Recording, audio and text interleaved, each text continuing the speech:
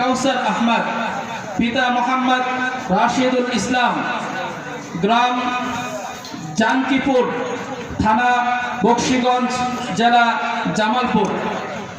তৃতীয় পাগড়ি গ্রহণ করবেন হাফেজ মোহাম্মদ ওমর ফারুক, পিতা মোহাম্মদ কুব্বত হোসেন, গ্রাম মাথাই চাপড়, থানা কাজীপুর, জেলা সিরাজগঞ্জ। চতুর্থ পাগড়ি গ্রহণ করবেন হাফেজ মোহাম্মদ হাসিবুল ইসলাম, পিতা মোহাম্মদ মাহদি হাসান, গ্রাম বাওই খোলা, থানা কাজীপুর, জেলা সিরাজগঞ্জ।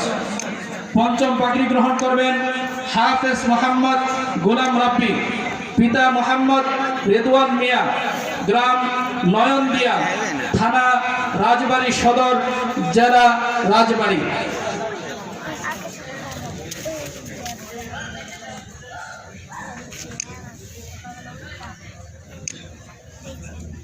আজকে যারা পাগড়ি গ্রহণ করেছেন, আল্লাহ তাআলা তাদেরকে এবং তাদের মা বাবাকে কিয়ামতের ময়দানে নূরের তাজ যেন পরাইয়া দেন।